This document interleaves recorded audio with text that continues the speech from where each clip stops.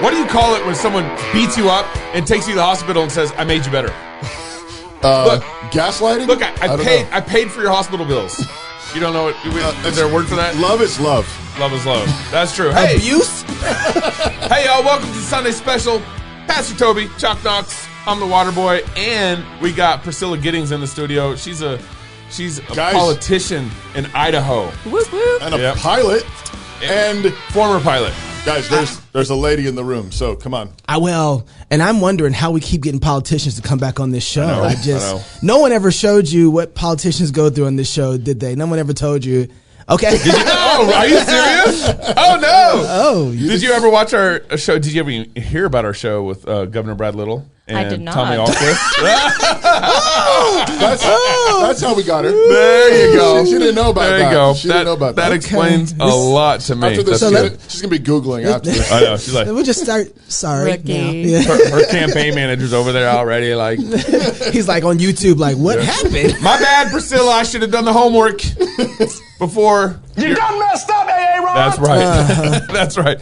Hey, you guys, we can't wait for Tennessee. I'm just giddy. I'm pumped. I'm getting more and more excited about it as it's coming up. We're like putting the conference brochure together. We're starting. You got your shirt on already. I got my conference shirt. Molotov family. Yes. The family is powerful. Yes. Look at the little flames. You see the little flames? Yeah. And when you sign up for the conference, you can actually sign up to pre-order the T-shirt. So and we'll bring so it to that the you conference. don't get to the conference and they're And all they're all sold gone. out. They're all gone. Right. Yeah. Hey, okay, you guys ready? We're going to announce the next SWAT talk. Actually, we got a recap here real quick. Yeah, we are. But all the talks are actually on the website now. They're you finally can up. go find them if you want. If you want to cheat, find out now. All 30 speakers. Yeah. Ooh, it's crazy. 30? Is that how many there are? Apology. There's actually it's probably like 31, 32. Wow. What conference has 32 speakers? All right, so start the That's drum insane. roll. Remember, we got Beer and Psalms Thursday night, okay? And an after party with Darren Doan. We're still working out details. We're going to party with Darren afterwards. We don't know what we're going to do, but it's going to be a party. What else do we got? We got David Bonson. Yeah. Punk rock home economics. Home economics. You just have to keep doing it. Just Okay. keep doing it over Doing it again. Here we go. Vodi Bakum, critical sex theory. Yep. Yeah. How to keep Freud and Marx out of your bedroom. That's right. That's worth the price of admission Yeah, right there. Doug Wilson on gay pulpits. Ooh. Homosexuality, feminism, and unfaithful kids. Yep. Ouch. Ouch. The unfaithful kid's the hardest one on that. Yeah. I'm doing Molotov monogamy. Yeah. Molotov family. That's where the shirt comes from. Faithfulness to covenant marriage vows is explosive. Yeah. It changes the world. It does. Who did I miss? Doug Aples, Yeah. Sex Lies and the Prophetic Poet. Yep. The creator of Earthworm Jim. I love the fact that He's he coming created to- yeah. Earthworm Jim. I know, Third right? time is obviously not the charm. Okay, here we go. Fourth time. Sheologians. Yep. Summer, Joy, and Nancy Wilson talking diapers, dishes, and Dominion. Yep, that's a fun. Saturday morning. That's a fun Who else one. we got? I think it's me. Do we announce the podcast? No, podcast. Podcast. Tom Price, Glenn Sunshine, C.R. Wiley, Yep. joined by Dr. George That one's Grant. going to be straight That's fire. gonna be Chick-fil-A good. on that. The All right. title. Wait, the title of that. Hang on, I think I have the title from them. Did they finally get you a title? They gave me a title. It's competing with yours too. No. How Gnosticism has destroyed sex. No. Yeah. No. That's serious. That's all right. That's all right. That's the title they gave me. And don't forget, But it's going to be good. Dennis Sarfati, Yep. Zach Lautenschlager, and who's Rob. Oh, Rob Sense. Rob Sense. Yeah. You were doing so good. I know, it was. Yeah. Well, the drum roll stopped and I lost my rhythm. here I don't know where I'm at. And announcing the newest one is Chocolate Knox Yep. and Gary DeMar Yep. and Jason Farley. Jason Farley. Doing what? Sexual Gnosticism and Christian humanism. Yep. Oh, man. Yep. That's what we're going to do. That's good, like, man. All these things are going Saturday morning. Like you're going to be touring where to go, but don't worry, we're recording all of them. Yep. For I club don't like members what the later. podcast guys are doing. I'm going to have to smoke them jokers. Yeah. It's Make competitive. sure you don't put Man. us up against each other. One versus the other. I'm going to go in first. I want to go first so I can don't get on know mine. of another Christian conference that's like doing this. Yeah, but this is Like, unique. I mean, This is Baron unique. Psalms, all these talks. We're ending the whole conference with a live show with Vodi Bakum and Doug Wilson. Yep. That's right. It's been years since we actually had those two together. That's going to be rowdy. And then we have a family-style Sabbath feast Saturday night where we just have a big dinner together. Bunch of food trucks pull up. And we party because we want to fight, laugh, and feast with you. So register. Remember, if you're a club member, you get $100 off your registration. So join Dripology. Dripology. And also, make sure you sign up for our magazine. Our next issue is going to be coming out September, October, and it's on defying tyrants. Ooh. So it's kind of based a little bit off what we did at our rally in South Dakota, but we need a theology of how to think through when our leaders go crazy. When our leaders think a man can be a woman.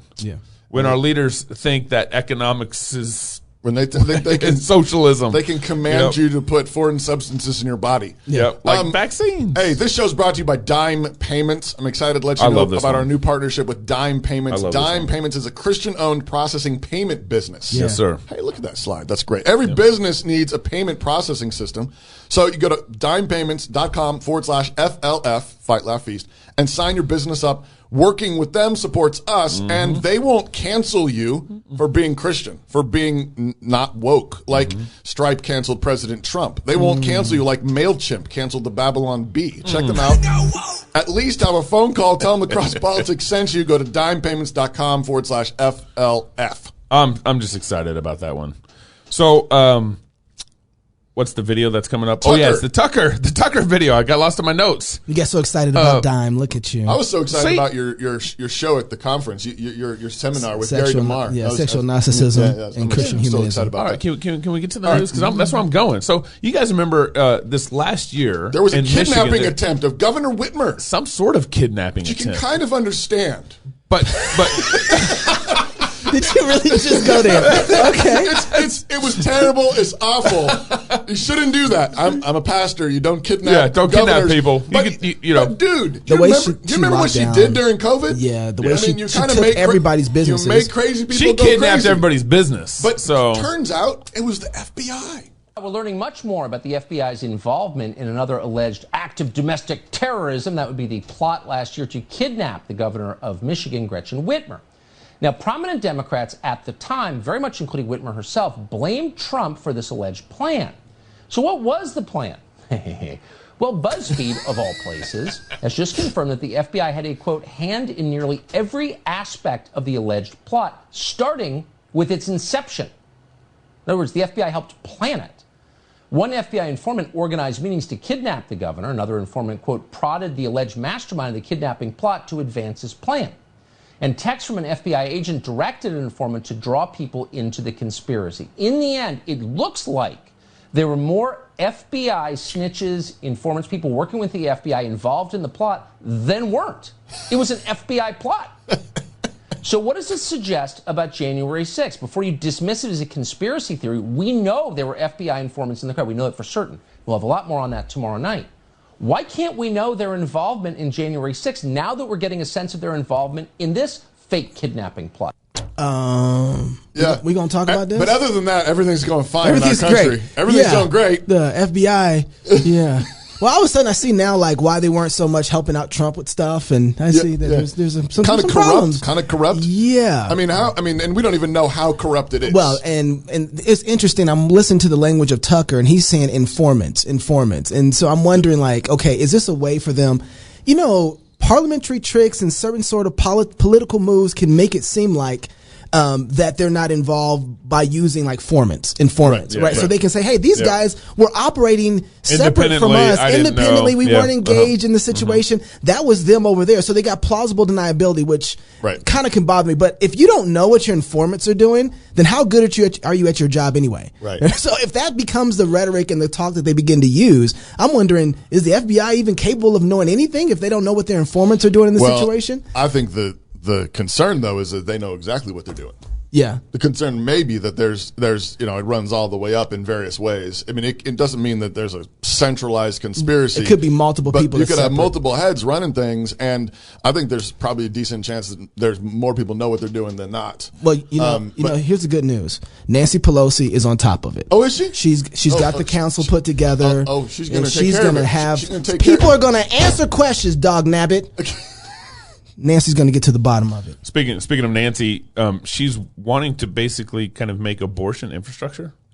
Well, I think infrastructure. I think they've all been treating it like infrastructure what for a while. You're not building, you're destroying. What are you talking about?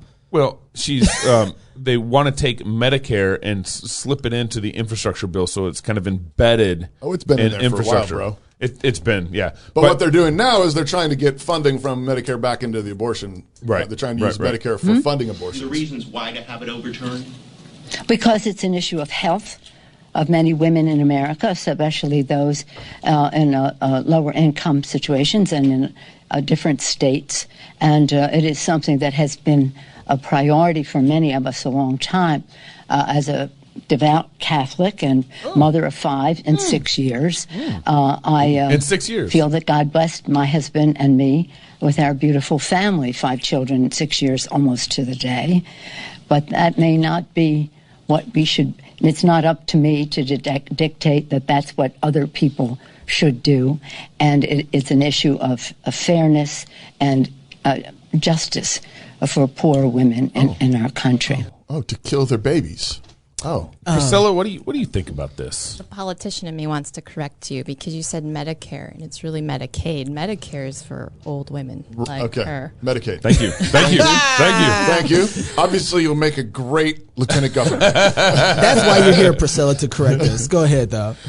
As far as, sorry, let's ask the No. question. No. We told you to correct us before the show started. We did. We told you. But is this standard operating procedures? I mean, as far as like including in an infrastructure bill new language that overturns previous laws that now would allow for Medicaid funding of abortions? At the federal level, absolutely. Here in Idaho, though, thankfully, each piece of legislation can only be on one subject, so you can't add all that stuff into it. Like they can't do big pork bills here in Idaho like Right. they can federally. Well, we'd still have a lot of pork, but they don't add it to lots of other bills. Yeah. Okay. You know, it's interesting. Do you think that we care about abortion here in Idaho the way that we should?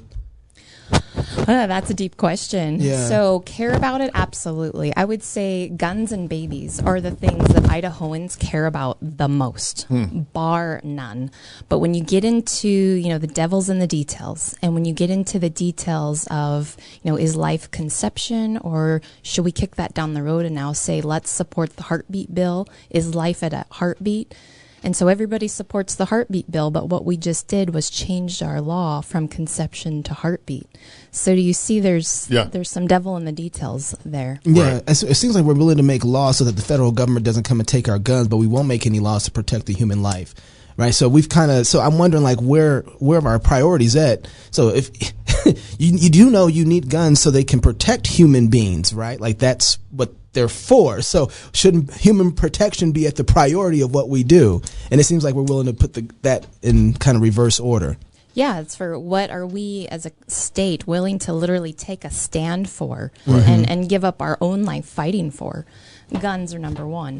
But I think, there's a growing demand to just end abortion. Let's push back. If you can push back against the federal government when it comes to marijuana, why can't we push back when it comes to saving babies? Right. Yeah, Sounds like absolutely. you listened to our Brad Little show. No, that was one of our she arguments. wouldn't have been here had she listened to the Brad Little show. We gave that argument. Well, but I mean, the leftists, the progressives, they've been doing this with illegal immigrants. We got sanctuary cities. Hey, we don't care what the federal law is. They're safe here in our city. Yeah. Stay out, feds.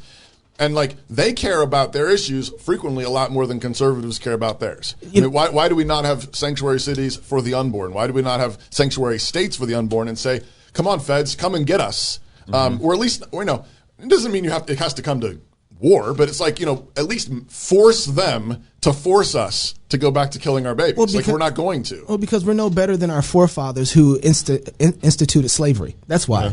That's why we still have that mentality. We don't understand all of that, and so we still have that mentality in us, and so we don't get it when we want so much. The social justice movement is pushing us so much on the issues of slavery. We're doing everything, bypassing the standard of doing actual legislation so that we can implement that we're not racist like them, and then in this part we're just failing. I want to say one thing about this clip with Nancy Pelosi.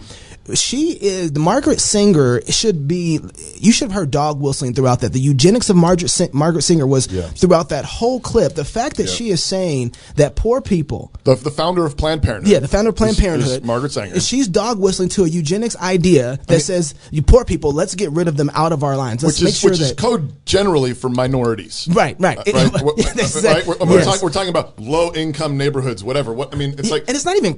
right now, that code is gone because the abortion rate in black communities 3 times more than that. Right. So I don't know why they're not championing and campaigning that. Listen, guys, we are helping all these black people. They're having 3 times more abortions than anybody else. Why isn't that their rhetoric out front? Yeah. You know what I mean? Yeah, exactly. It's a little soft pedal. Yeah. I'm not sure it's for them. Right. To have as big of a family as I've been blessed with. Exactly. Wouldn't it be great to have less black people in America? That's what she's saying. Yeah. It would be pretty powerful to do like a real press conference where you're doing that. I'm just for abortion, and I'm so glad we've helped black people kill, a third of their children over the last 40 years. Why not say, hey, I'm so proud of that. Yeah. Because they're so poor. It's justice. And they can't take justice. care of their kids. Yeah. She said, they can't even get IDs. And they can't get voter IDs. Exactly. So, and they only make up 13 to 14% of America. And guys, we are killing them off like nobody's business. I'm telling you, they are having abortions 3 times the rate of the white people. For real. Way to go, Margaret Sanger, and racism. Yeah. So before we go here, I want to hit this last topic before we turn. We'll get back to abortion probably later on in the show too. But Joe Biden. So first off, the White House is talking about maybe forcing some or passing some sort of national mask mandate now with the new COVID Delta variant and all that stuff. Well, good news. The churches are already ready to lay down and take it. Yeah, they're already bending over for it. They've been practicing for the last year. But if you remember this last year, that our state shut down business. Right. Like they had the non-essential, the essential, she non-essential knows. categories. She knows. Our governor. Priscilla, our governor. Priscilla, what's going on? Yeah. And as part of that, the government started doing these PPP loans and all this stuff. Well, I got this crazy clip from Biden talking about this junk. The entire industry, amongst other industries, continue to struggle to find employees. How do you and the Biden administration plan to incentivize those that haven't returned to work yet? Hiring is our top priority right now. The thing we did to help John and the Johns out is provide billions of dollars to make sure they could stay open. Number one. So you all contributed to making sure John could stay in business. And we should have done that, as we did for other industries. But secondly, John, my guess is that people being $7, $8 an hour plus tips, that's I think, John, you're going to be finding $15 an hour or more now. Oh, what's wrong with you people? That is just crazy. Why are they cheering? So John is this small business owner, Restaurant guy. He actually represents a group of restaurants trying to find employees, which is a nationwide problem right now. Because the government incentivized people to stay home. They paid them unemployment payments. Yep. And for many of them, so restricted and limited how they could be open, if they could be open at all. Yeah. Only do takeout. Yeah, right, or whatever. Or you can have 3 chairs in there, and they have to be 15 feet But apart. once you're sitting down, the COVID doesn't get you. Shut up. Doesn't get you. But this is like classic abuser language. Yeah. So the abuser hits you, punches you, kicks you, and then says, "Oh, here? Let me help you. Here, I'll put a Band-Aid on you." Yep. It's this absolute manipulative, emotional and physical abuse, and you have the government saying, "Shut down. You're unessential. You can't provide for your families. We run your business, and then here's some money." Yeah. Beating you up and then saying, "Hey, we'll take you to the doctor. Hey, wasn't that good? Clap." Yeah, Clap. We took you to. I beat you and I took you to the hospital, and then he has the audacity to say, "You're not paying them enough." Yeah, I know. Well, and there's after the government has been paying them more than minimum wages in many states. Yeah. Which was one of the little places where at least some conservatives pushed back when they were trying to get this most recent bill passed. Some of them were like, "Hey, maybe we shouldn't have that federal unemployment level so high because many states don't pay that minimum wage." And there you are putting him in a hard spot. And it's like he thinks that money just grows on trees. I'm going to give you the closing words. Go ahead. I just want to know how much they paid the clappers in the background there. $20 an hour? Bars. That's a good point. You know, there's one Plus thing, tips. There's a quote that's attributed to Harriet Tubman that says, "I could have freed more slaves if they only would have known that they were slaves." Yeah. And that comment. I think the problem here is not that. Yeah. Biden is answering the question. The problem here is that John is even taking the question to Biden. I know.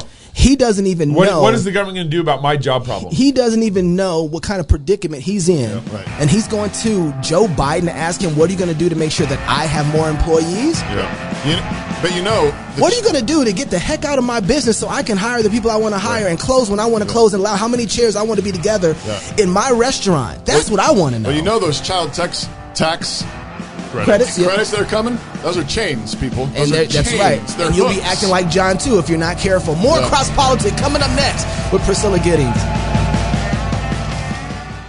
My name is Jamie Piles. I joined Samaritan in December of 1996, so I'm coming up on 24 years. When people ask me, does it really work? I say, oh, it works fantastic. I send my money to somebody every month. But we had a need. My wife spent a little bit of time in the hospital about 3 months ago, and so I had a checklist with about 39 names on it, and 39 checks came in. Some of the cards, some of the things people had to say, it was amazing to watch. Let me give you this picture, because I don't think we think enough of sex. One of the things we have to do is we have to think like Christians, and we have to think like Christians in every area. You can't simply have a piecemeal approach to this. We have to have a biblical worldview across the board. Across the board. The sexual union between a man and his wife is a living, breathing, awe-inspiring expression of the ecstasy of the union that the church awaits. People are the most valuable resource in the universe.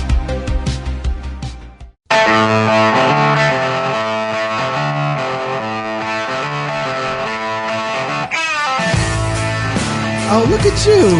I kept quiet. Because there's a lady present. I kept quiet. Sometimes he does like a Texas holler thing, and it's kind of embarrassing for all of us. I can't wait for our third segment, though. We're going to bring out some Haitian rum. Oh! Hey, welcome back to Cross Politics on the one and only Fight Laugh Feast Network. Have you registered for the conference yet? I mean, you heard that Knox is going to be talking with Gary DeMar. And Jason the Farley. Godfather. Yes. Uncle Gary and Jason Farley. Oh, my goodness. Yeah, the sexual Gnosticism and Christian humanism, which is something we've forgotten. Christians have forgotten. Save it. Okay. Save it. You're right. No, you're right. Register for the conference. Come see you got to be there. Hey, Tennessee. This segment is brought to you by Classical Conversations. They've been with us from jump, one of our Day key ones. sponsors.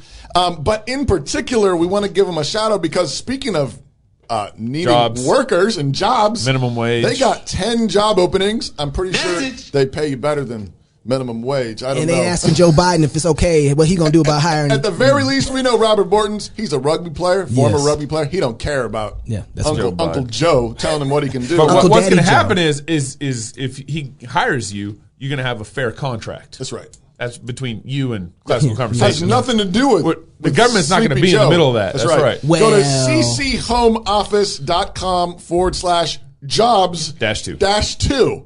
We don't know what that 2 is about, but they've got 10 job openings. Say that again. Check them out. cchomeoffice.com/jobs-2. Find out if you can help CC Classical Conversations. And if you tell them Cross Politic came to you and they hire you, then you should tell them that Cross Politic gets like a headhunter. Oh, so you're turning into the government. Like okay, I see how it is. We get like a headhunter fee or something. Okay. You know? With us, we have Miss Priscilla Giddings. We're so grateful to have you with us. Yes. Just hanging out, all just polite and dignified over there. Yeah. Taking it all in. Question her life decisions. She's sizing it up right now. Why am I here? My campaign manager got fired in the last segment, so... Raised on a ranch in Whitebird, Idaho, which is a beautiful spot. If you've ever driven north-south on the Highway 95, I mean, you go through Whitebird Canyon and you're like, oh, this is gorgeous. I mean, you don't want to be calling a big trailer up that that grade. If you can help it. Or but- down. but Or it- down. But it's a beautiful spot. That's where you were raised. That's where you still live? Yes. Okay. And graduated student body president, valedictorian of Salmon River High in Riggins. Graduating class of 19. There were 19 of us. Wow. Yeah, I had 17 in my class. Whoa. Yeah, that's right. BS in biology. I was not top of that class at all. We know. This interview There's only 17. It could have been easier. But Oh, we know, Gabe. You don't have to. We're not interviewing you, Gabe. So I was born in Texas, and then Yeah. BS in biology from the United States Air Force Academy, NCAA Division I athlete doing what? Thrower, shot put, hammer. Shot put. Yeah. Were there all girls in your? All girls? Yeah, or were there boys in there too? Because that's a new thing. I don't know if they were doing that. Like back real then. girls. yeah, did you know that? Sensitive subject. Okay. Okay. Also an MS in physiology from California University of Pennsylvania. That university is a little confused, but civilian, commercial, corporate, contract pilot, and public speaker. Currently serving as a major in the Air Force Reserves as Idaho State Director of Admissions for the Air Force Academy and ROTC. Served 9 years active duty, including 3 combat deployments. Accumulated 1,000 combat flight hours. Awarded Top Gun as A-10 fighter pilot. Author of the book Curiously Strong, a female fighter pilot's story of developing strength. Idaho's 2018 Outstanding Woman Veteran Award. Married to Matt, daughter Hannah. Currently serving your first term as a representative for District 7. Third term, and there's also a Gwendolyn in there, 2 and 3 years old. Wow. Okay. There we go. There's our bio out of date. So you Third baptized term. your babies? Are you baptized? That's an important question for us on the show. Well, my husband is Lutheran, so yes. Oh! Baptize your kids if you have children. There we go. There we go. She's like, where's this? What are we doing? We're talking about baptism? And politics of sex? What is going on? Yeah. But guys, she has announced that she is running for lieutenant governor. Does Janice McGeehan know? Just wondering. Janice is running for governor now. Oh, okay. It's all right. Okay, so it's a baton pass. Is that what we're doing? They're gonna Absolutely. take over Idaho. So, All right. you got a really interesting background here, and why? Look, sounds like you've got a perfectly good life in Whitebird, Idaho. Why in the world would you get into politics? The tidal wave is coming. It's time to stand up and push back and fight for our individual God-given rights. Yeah.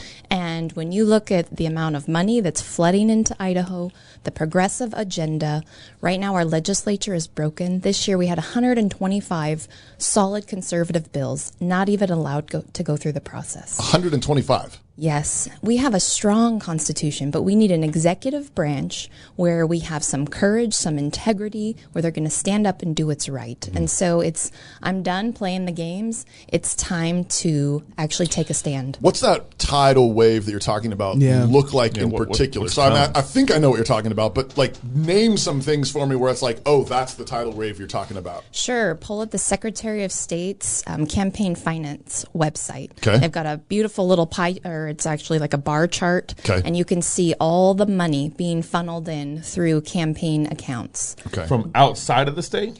No, just all money coming in from all over the place. Secretary of State's Campaign finance portal. Number 1, contributions, big pharma.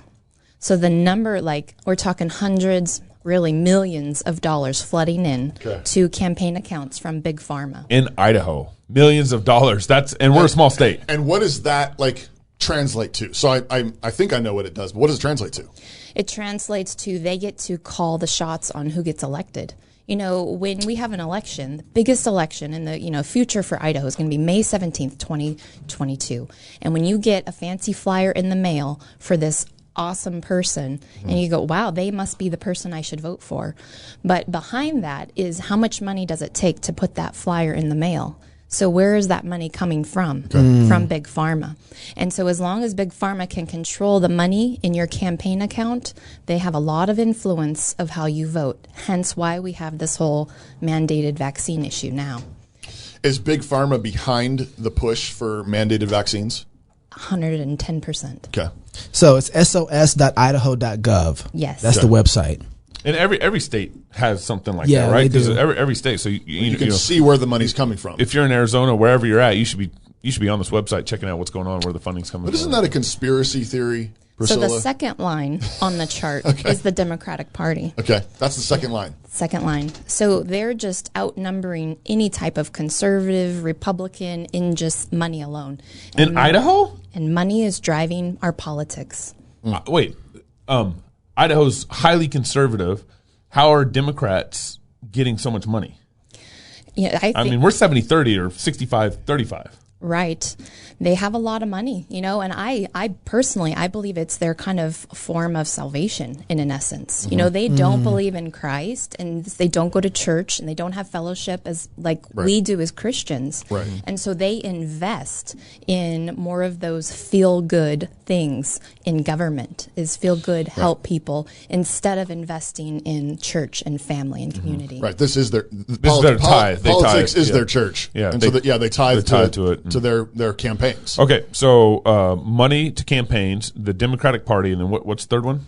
Sure, let's go ahead and throw critical race theory out there. Okay. So here in Idaho, we have a governor and a state board of education saying it's not in our education system. Mm-hmm. And flat out, it's already here. It's in our regulations. We are paying for it. Your taxpayer money, $600,000 every year to support a company that is infiltrating critical race doctrine into our K through 12 schools.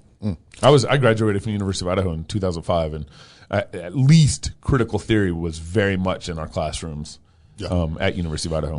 My wife graduated from University of Idaho. I think I mentioned this on the show before, but this is back in 2002, 2003, elementary ed major, and already in 2002, 2003 had professors asking her to write papers about how she would teach her elementary kids about homosexuality. And exploring their sexuality. And she wrote one paper in which she said, "Oh, well, I wouldn't. That's none of my business. It's parents' job to teach about that." And the pushback from the professor was, "But what if you have a little boy who's really struggling with his sexuality?" And she's like, I'm not here for that. And there's bigger problems here, and it's not the school's job to do that. But that's 20 years ago, and I can't imagine where it's at now. I'm looking at the numbers right here on I didn't even know this portal existed, so this is really helpful. But it's PHRMA. That's the pharma that you're talking about. 137,900. This is top spending contributors right there. Mm-hmm. And then at the top recipient campaigns is the Idaho State Democrat Party. So that is $616,557.91. So that's a lot of money. And then underneath that is Reclaim Idaho at half that. And then Idaho Republican Party's right underneath that by $30,000. So $344,000 of Idaho Republican Party. So there's a massive fight right now for Idaho. Right. So if this continues, we could see Idaho go purple. The same thing is happening in Texas. Is that what? Exactly. And Idaho is number one on all of these very progressive groups. We're their number one target right now. Because we're a cheap date. What do you mean by that? Whoa, what do you mean by that? Whoa! So I'm interested because that's intriguing. What do you mean by that? Yeah. So when I first ran for the legislature, the total was probably $15,000, but I only started off with a few $1,000s. Yeah. And so to them, they have billions of dollars. They can just flip a legislature with, $20,000. Yeah. Wow. And so with you, and you're seeing all this happening, what is it that the place that you're going, Lieutenant Governor, how do you then, because I'm looking at the responsibilities and the duties of Lieutenant Governor, how do you then combat this? Yeah, so the role of Lieutenant Governor in Idaho is kind of two-hatted. One, you preside over the Senate, but you really only get to vote in the case of a tie. So this last year, the current Lieutenant Governor, she only got to vote once. Okay. But then you also serve as the governor when the governor's out of state. Mm-hmm. Which is fun. I love that. Because you get to remove mandates and stuff like Janice has been having fun. Yeah. But you have a bully pulpit. I mean, you have this ability to really push policy ideas. And then there's this other aspect that I want to insert in here is in Idaho, we don't have an inspector general's office. And so we don't have anybody holding our executive agencies accountable for their job performance. The only person who does that is the governor themselves. Okay. And so we get constituents that call us in the legislature and say, I have a problem with this agency and this agency and this agency. In the legislature, we write laws. We can't hold them accountable. Now, as a lieutenant governor, you are in the executive branch. And I would love the opportunity to just go in and start talking with our executive agencies and see, you know, what they're doing, why they're doing it, and what's really the first just holding them accountable. What's the first door that you go knocking on? What executive agency? Just so they know. Well, for me personally, Yeah. we'll start with health and welfare and then fish and game. Okay. Oh, fish and game. Okay. That's kind of fun. So health and welfare, I can see why you do that, because in the last year they've really overreached their boundaries and given a lot of cover fire for the governor to do what he wants to do. But fish and game, why are they next? You know, we live in an amazing part of the Beautiful. country. Yes. And there is a lot of frustration inside, I think, with sportsmen, with fish and game. A lot of politics when you get into who serves as on the board and how they spend their money. Their wolf issues. Yeah. Just talk to members who are on the wolf board, and they're just saying this is absolute nightmare. It's just a bureaucratic mess. Wow. We're not, you know, tracking our animals well. We're really not respecting the land and the creatures that God gave us the way that we could and should be. Bad stewardship. Yes. So, fresh this week has been some excitement in the news for you. And I think the AP even picked this up. I think I've been did the AP pick it national. up? Yeah. Oh yeah. Oh, you went national? Congratulations. Yeah. Thank you. And she's on cross politics. Because we're always it looks, I mean, you help me understand. I don't really get it, but it's so vague that it looks like a complete smear job. But I don't really understand. The headline, of course, is there's this Idaho lawmaker, Priscilla Giddings, who has publicly shared the name and photo of a legislative intern who reported being raped by a different state representative, and now you're the subject of an ethics investigation. We should pick this up third segment. Hold on. No, you just started stuff right before you should have started stuff, and now it's just like, that's how you can do that. Yeah. you gotta wait. All right. Gotta tune in. You got a minute to think of a good answer. No. And then, and also too, I want to talk to you as well about women in military. Right now, that's a big conversation. The draft, the draft, and then you are a fighter pilot. Yeah. There's so many questions I have. All right, and because I think we'll talk about it. More cross politics coming up next. You don't want to miss this next segment, baby. It's gonna get hot in here. Hi, I'm Robert Borton, CEO of Classical Conversations. Our most precious commodity is time. No one has ever lied on their deathbed wishing they had spent more time making money. They all wish they had spent more time creating a legacy. Our modern education system steals that legacy, steals that time from our children. That's why I'm passionate about homeschooling. That's why at Classical Conversations we want to give you more time to create that legacy, follow your passions, and glorify God. Visit classicalconversations.com for more information. Okay, what you got over there? Okay, guys. All right, so third segment. You guys know the drill. We don't have a timestamp. We can go as long as we want. Priscilla is not going to get out of the studio until we answer all the questions that we want to answer. Lock the door. And her husband's Lutheran, so he don't mind. Yeah, we know he don't mind. And so, the third segment, we've got to kind of lighten things up because it gets kind of difficult.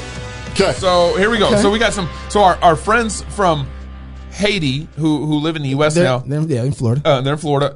They sent us some Haitian rum. The Davis family. Barbancourt. Oh, wait.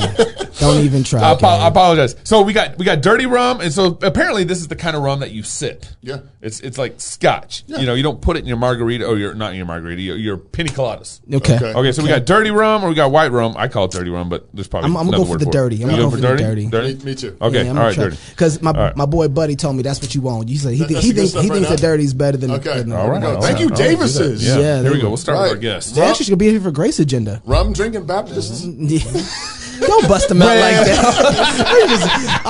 Now they can't go to church. Now they got to find a Presbyterian church to go to. Look at that. That was my plan. That's great. Hey, I get to drink out of the Tony glass. Yeah.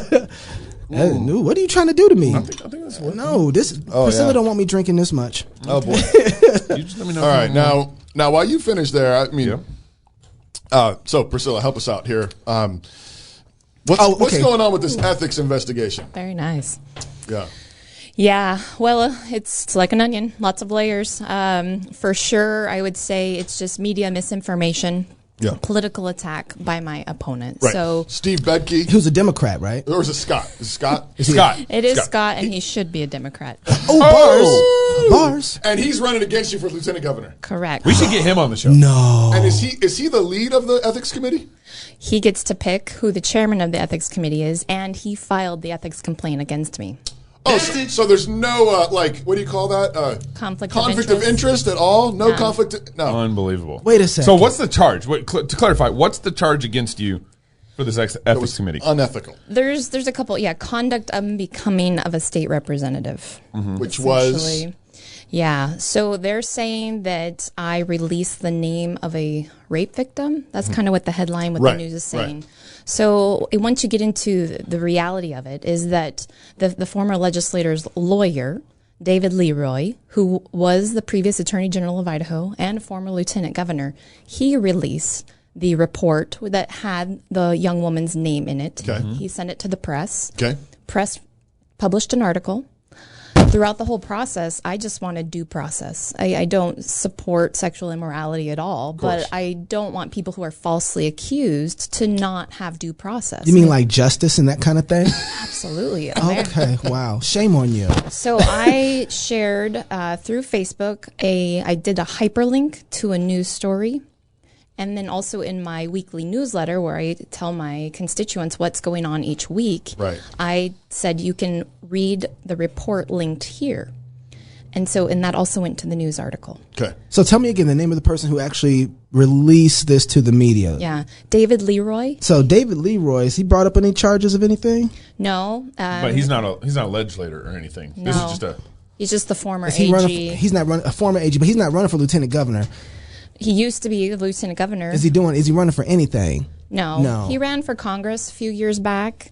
And then he got threatened after he released that to the press. I think he got threatened by an East Coast law firm. And so then he dropped the case. And so the former representative went through 3 different lawyers, tens of thousands of dollars of his own money. Right. Is Leroy a good guy, David Leroy? God gets to decide. But he was an attorney that was representing this representative who's being accused of rape. Correct. Okay. And so he was representing him, released this report, released the name, and then what made you think I want to make sure that it sounds like you want to make sure both sides are being heard, that there's due process. Is there some funny business in all this? Funny in what way? It's totally a political attack against me. I have a squeaky clean record, and I was really effective this year in the legislature. Right. And so they're just coming after me with, twisted truth. Republicans. In name. Yeah. Yeah, right. So the complaint, the investigation is that you blew somebody's cover. When all you were doing was linking to a news article. A rape victim's cover, particularly. Yeah. But it was, but you were linking to a story that was facts were supplied by another attorney. Yeah, and let's get this straight too. When you say a rape victim, that is just that's a heart issue for so many people. Right. So let's put a little truth and clarity on that too. You don't get victim status in government until there's a crime. And there was no crime. Point. There are no charges. The police investigation was dropped. Oh, so really it came down to whether or not the oral sex was consensual. And he passed 3 lie detector tests, and she hasn't taken one yet. And so to actually say rape victim to me is a twist of truth. Yep. So they dropped the charges. Absolutely. They No dropped charges. it against the person who was. No. All before this all happened. I'm gonna tell you something right now. God forbid this ever happens to anybody in my family that I know. I ain't dropping charges. Yeah. right. Now, you better hope the charges find you. If that really happened. That's right. I'm not dropping charges. Right. Because my daughter, whoever this person is, this person deserves to have justice.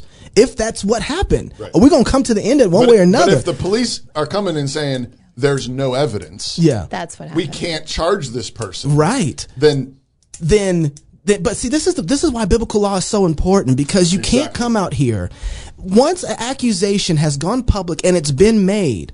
somebody gets some sort of justice. Right. It doesn't just poof in the air. Including those who make false accusations. That's exactly my point. You can't, if there's a false accusation made to where the police and no one else can say, we don't see a way to justify this claim whatsoever, and you're making a false accusation, some kind of charges need to go the other way. Right. You're lying. You're lying on this man's reputation. You can't steal this man's good reputation to destroy his reputation. Right. Yeah. Right. But the problem, the guy's a fornicator. Right. It's like, but he's not as a rapist then. Yeah. Right. Like, so right, fornication, we can deal with that. We know how to deal with that. Right. But if he's a rapist, we need to know that, and we need to prosecute him and get that done. If he's not, then you need to owe this man an apology if this is what the case is going on. Right. So this is why we adjudicate a situation. Right. It doesn't just float in midair. Which means you have to have the names of the people. So they can make there's of the accuser and the accused. In the Old Testament law, when there was some ambiguity about what had happened, the proof that it was rape was the fact that the woman cried out. That's right. In the Old Testament, if she cried out, then they would know, like, it was not consensual. That's right. But there would have to be an investigation. There'd have to be due process. Yes. There'd be testimony, witnesses, and so on. And then we kill the guy. Because you don't get to do that. You don't get to destroy someone's... The penalty also matters. The penalty matters, absolutely. And so but to leave it in this ambiguous space where we don't know really what happened, because I didn't even know the whole situation. It's like there still needs to be some sort of adjudication of what happened, and that public statement needs to be made that says either yes or no, and here's the judgments that follow. But leaving things gray like this is not justice. Right. It's not justice for her, or it's not justice for him in one way or the other. And I'm honestly like completely baffled by the fact that they're opening an investigation because you linked to a news story. Like, that's wicked. I mean, like it's a smear job. This is not like, I mean, regardless of actually what happened, if it's a news, that's a whole nother situation. It's like this thing happened over here. How could that be unethical to link to a news story? One step further. So because he's the speaker, he gets to control all the funds that the House expends. So they're using an outside law firm. And so they've already, in the month of June, like they already spent like $100,000 on legal fees. I don't know that that's all just on this case, but I mean, it's probably pretty close. And I have to use my own private money to fight it. So Priscilla, are you opening an ethics complaint against Scott? I mean... Because he's being unethical. He is, but when he picks the chair of the committee, when we've submitted complaints in the past, they just disappear. See, this is that parliamentary stuff that I've been talking about. What's your options? What other legal recourse do you have against somebody like this? So we're outside of the bounds of legality. It is totally a public... Can you sue him for defamation? I would have to prove damages. So after your name damages, after. Would you move her mic forward for me? Yeah, just move it for the other guy. Yeah. Perfect. That's perfect. Just like that. Okay. There you go. That's good. Yeah. So maybe after they take some action against me, whether it's reprimand, censure, or to kick me out of the legislature. I don't think these people understand much else other than like a punch to the throat. Legally speaking. Yeah. Like, I mean, I don't think they do. Like, I mean, it's like that. This is. Or maybe not legally speaking either.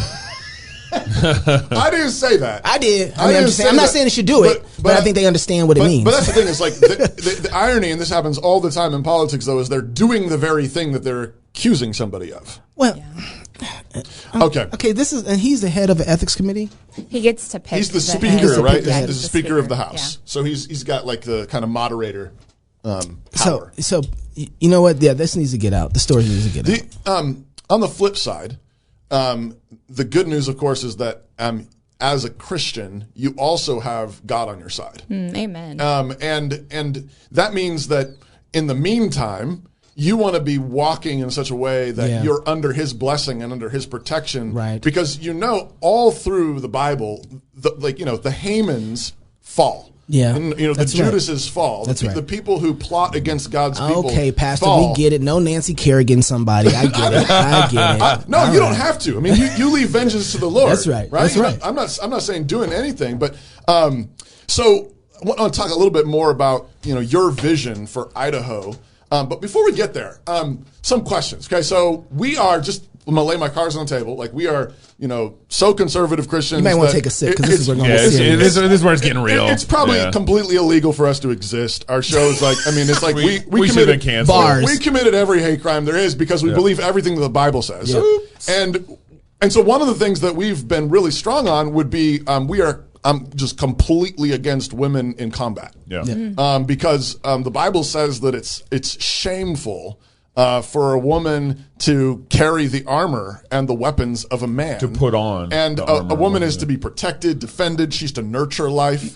Not and take so, life. we got the jails in the Bible, that do the tent peg thing occasionally with the bad guys. So I want my daughters trained to shoot bad guys, but I don't want them on the front line until I'm dead. Did Deborah have a sword? I think she was probably surrounded by bodyguards. She might have carried one. But it wasn't a blessing. But we know from Right, the story you know what I mean? we know from the story that she said the glory is going to go to a woman instead of the man, Which was the shame part of it. So, and I don't have any problem with women in all kinds of support roles, doctors and so on, like, this kind of thing, as they have been historically, heroic role for them. And it's not at all because of a misogynist bone in my body, but it's because of I love my wife and my daughters, and I'm called by God to protect them. So talk to us a little bit about how you think about that as a major in the Air Force and fighter pilot. What's your take on those things? Yeah, gosh. Lots of layers. Great question. Okay. And everything that you said, I really do believe in, or I agree with, I should say. Yeah. I'm trying to recall where it was from, but I remember somebody saying that, America has been so great because we haven't required our women to have to serve on the front lines. Right. And they go back in history, if you look at, in Russia or USSR and or Israel much right now. Earlier. Yeah. I mean, having to put their women on the front lines. I mean, so what an opportunity to not have to do that. Right. And so that's why I do love that we don't have mandatory conscription. Well, the White House is working on it. They're working yet. Yeah. And then you do get into the support role. We look at the awesome role that the WASPs played in World War II. So those were your female pilots who flew those fighter aircraft in the United States around to maintenance and to different locations, and what an awesome role that was. But then, you transition into, so now the wars that we're fighting are so different. Very few women actually on the front lines, literally with the M16 over their shoulder and carrying a 100-pound rucksack on their back. And so when you start talking about, fighter pilots, my sister-in-law is also a fighter pilot. Flew F-15s, F-16s, give me one, I can't think of one example where a female fighter pilot was shot down. In combat, to be behind enemy lines, But it would be possible. It is possible. So then you can get it. Is a fighter pilot really in the more of the support role? So there is some of that. I feel like this has been a calling on my life, and I'm very much have been in tune and always asking God, where will you have me go? And this is where He's brought me. And so to say that maybe it was wrong or not biblical, I couldn't agree with you because I feel like I have just followed God's, calling and leading through every single step of the way, in tears and on my knees. But yet, in those experiences, I have also seen that some of our fighter pilots actually work sometimes better without women in the room, and there are situations when, we're out training for combat survival techniques and you're having to hunker down on the side of a mountain 6 inches away from some dude that is really your brother in the military. And, you think, well, that is kind of tough when you look at Christian morality and if I had been married and those things. And so I think what you say is very relevant, but I can't say for me personally that I would say, I wish I didn't do what I did. So it seems like, to me, what you described there, my question, I'm still left with the question is, well, where's your line? It didn't, our biblical line is men are called to protect and to serve and to kill. And women are called to bear fruit and bring life. And so there's a Bible verse, and I think it's in Deuteronomy, where Moses says, "Don't boil a goat kid in your mother's milk." And the principle there is don't use what was given for life to kill that life, right? Don't boil a baby goat in its own mother's milk. The mother gave life, and the mother shouldn't take that life. And so that's our line. But from what I gather from you is I don't know where Priscilla's line is at and her principle for when, okay, this is women shouldn't do this in the military, but it's okay over here kind of thing. I think I really strongly support a standard of you need to be able to do this to accomplish this mission. And if a woman can do that and she wants to do that, then she should. But when to kill? Absolutely. In the military? Absolutely. So go ahead. I'll let you finish. And I think I just got distracted. I'm sorry. See, Gabe, see what you did? Oh, yeah. No, I remember now. I remember. That's not helping your case for women in the military. I just want you to know that. It's not helping the case. So I'll do a plug for my book because I do talk about this a little bit. And I really want to focus on women actually have some incredible strengths that men don't have. Yeah. And in the role of war nowadays, there's not as much killing as you might think. And now it's all more a strategy of the mind. And so I give an example of, we're in Afghanistan and it's all spec ops guys, so only men, and they totally missed one of our targets because they just weren't picking up on the subtle clues, the changes in the personal features, hadn't noticed their wife's haircut. It's like trying to find something in the fridge, and it's right there, but you have to ask your wife to find it. And I think to myself, because we spent millions of dollars and tons of time on that, and until to this day, I think, if we would have had a really sharp, intel analyst woman just on the ground, she would have been very safe. It was not, the war in Afghanistan wasn't, it's dangerous, but it's not that dangerous.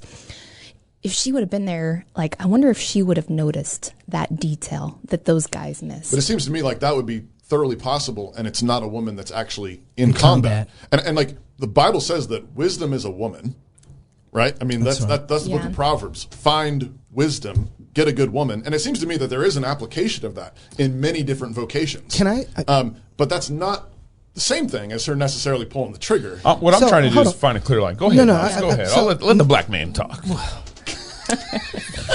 Now I don't want it. See, I don't like when stuff like that. I don't want it. I was just listening, and I keep hearing kind of this. I'm going to push back pretty hard. Yeah. Okay. So you had a bullet that was up here. Somebody take that away from her because I don't want her to jab me in the neck. Wait. Where is it at? Pulled out. She's probably Had to do little 30 millimeter action. Be careful now. That's what I was afraid of. Be careful now. Can somebody take that? Is this your concealed carry bullet? Does Joe Biden know you have that? But one of the things that I was noticing in your responses where I hear our kind of pushback is here's how the Bible scripts this out and lays out the standard for how women should engage or not engage as it relates to battle frontline situations. But from what I hear from you is way more of a practical answer instead of a more biblical one. Mm. You can do it. Right. Here's the things in the field. Here's the things in battle. But I want to know, you're Christian, right? So how do you make the Christian argument for yes, women should be, or do you, I guess there's two questions. Do you think women should be on frontline battles right now?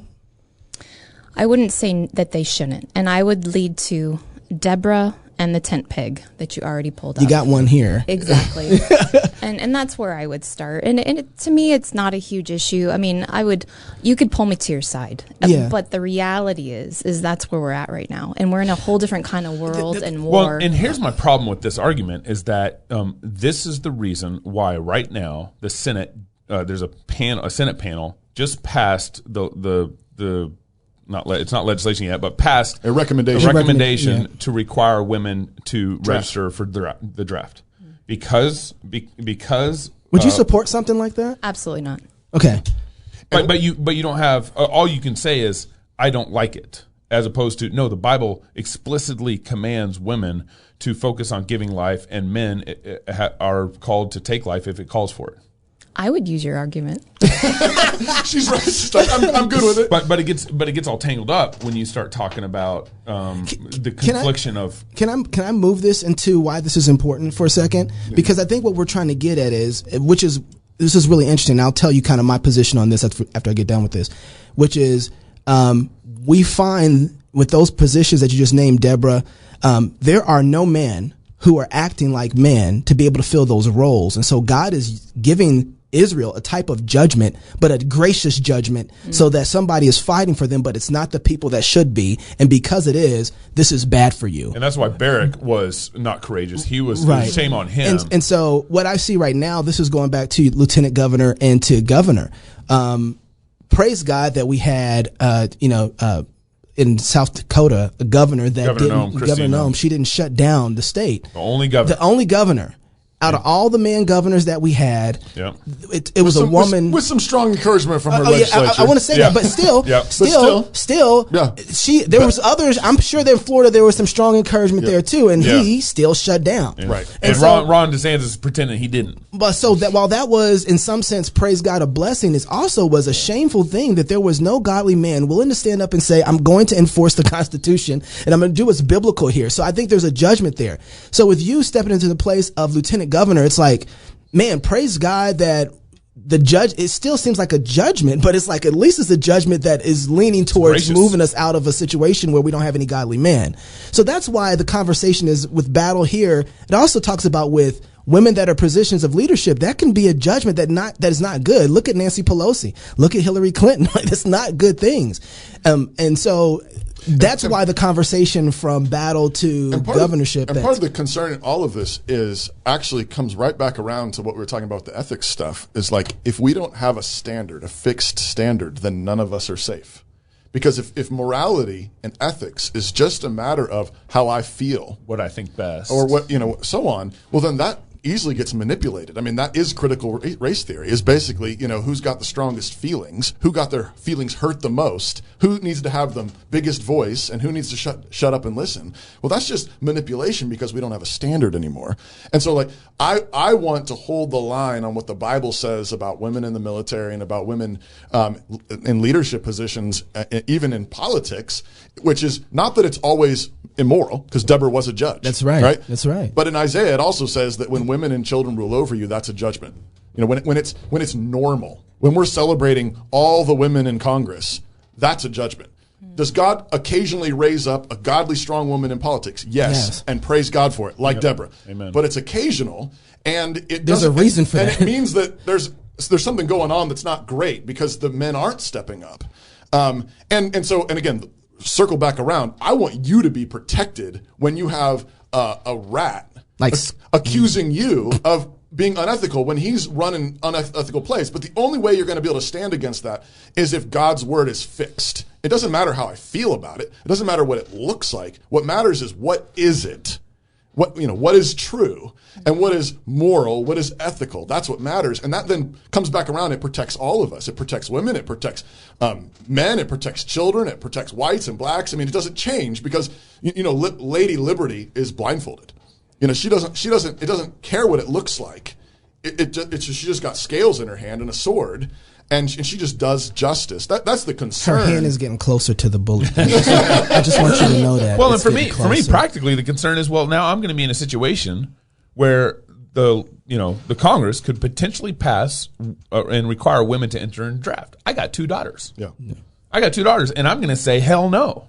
Right. Over my dead body. Right. But we have precedent of women being in the military, so why not? Why not make it a level playing field for everybody to require to be in the draft? Priscilla, go ahead. I'm encouraged by your discussion. I'm encouraged by your strength, your leadership, your conviction, and that's why I would just love to have more strong Christians in government. And so I hope you will all consider running for office again also. And don't take any of this as lack of appreciation for the good that you have done. Yep. I know that. Amen. Our pastor likes to say, God draws straight with crooked lines, right? Which is just a glorious reminder that even I'm proof of that. we all are, right? And so, like, but at the same time, we don't want to just say, well, what is the standard? There's no standard. We want to improve. We want to always be improving. We want to be conforming our lives more and more to Christ, more and more to His Word. And so, please receive this as loving brotherly pushback. Grateful for your service. Grateful for protecting me and my family, giving and sacrificing, and at the same time, wish you wouldn't have to. Right. Wish you'd, and usually, there's skills there, wisdom and glory. Yeah. And what I wanted applied to is your family, your community, and your church, those kind of things. But grateful. Seriously. Yeah, absolutely. I was going to say, it was one of the things that she's just like, it's all right. I'm getting a little bit of the politician smile right now. It's I just re-fired my campaign manager. Re-fired him again. No, hey, but the run was good. The run was good. No, there has been what happened in South Dakota. I think is what made Ron DeSantis stand up. Mm-hmm. I think it made him say, "Oh, well, I should be going this trajectory," and then Texas decided. Governor Abbott. No. What is? And so I'm embarrassed of myself. And so there, in one sense, like this is what I keep saying is like the way that when I see God bringing up women who are godly women who are put in positions, I look at that and I'm like, okay, there's this judgment. But then I look and say, what a gracious way for God to say to us, right. Men, you are falling behind and taking authority. Yeah. Like you have, because you're not protecting your women in a lot of ways. Mm-hmm. And so, anyway, I'm grateful that you are stepping out there. And I'm just saying this because where's the man at that are not doing their jobs? If you're the men are attacking her.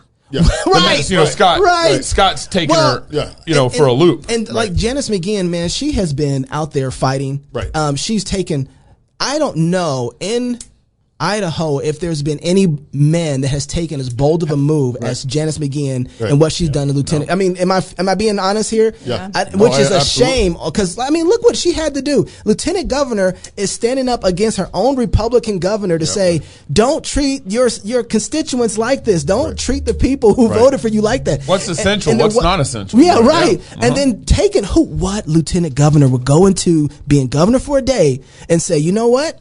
I'm going to remove take advantage of this. Yeah, I'm going to take it. No one has that kind of guts. Yeah. No one has that kind of guts. So there's like this, all right, here we go, and praise God for that. And so I see what's happening. I see what's going on. It's like, well, this is what God has given us right now because I think a lot of men, Gabe, no offense to you, but you got a lot going on in your life. You had to run for county commissioner. Yeah. Right, and I keep thinking, and I worked for 6 months trying to find someone to run for county. That was my point. You couldn't find anybody to run for county commissioner, and it's like, and you did it because you had to, not because you just like, well, this would be fun. Yeah. Right? That was, but somebody needed to be out there and fighting and engaging, and because there was no one else, you had to run it. And it was really interesting to me because I saw a lot of people who were kind of like, "What is he doing?"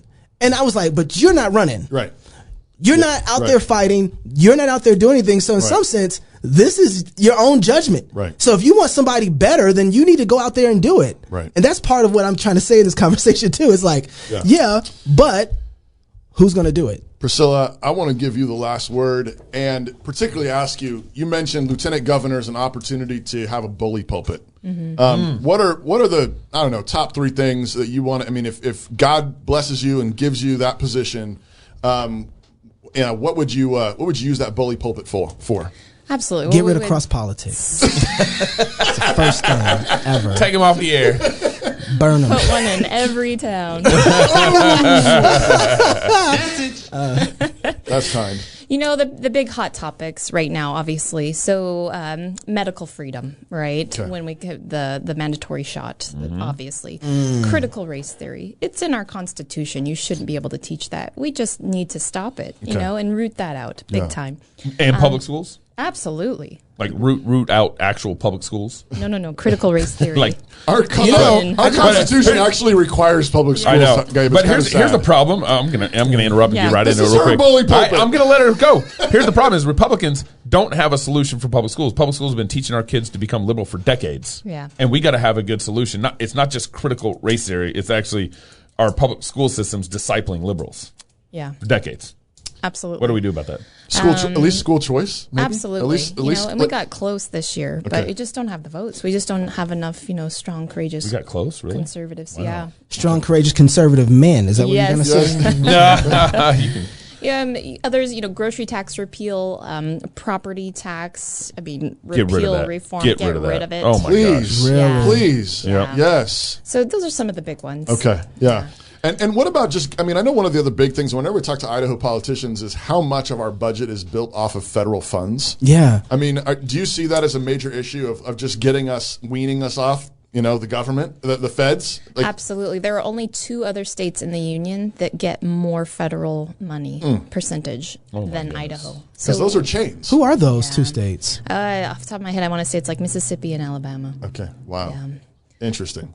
Wait a second. Mississippi or Alabama? Wow.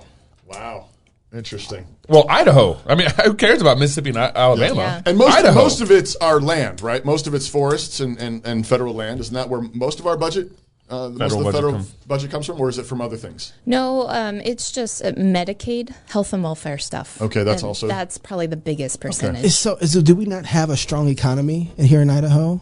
We don't produce a lot. They don't let us use our natural resources and convert it into revenue. So the federal government doesn't allow us to use our natural resources and convert it into revenue. Right. Correct. So it's not a state problem. Right. It's the federal land problem. So just get this, though. It's the same thing that Biden's doing.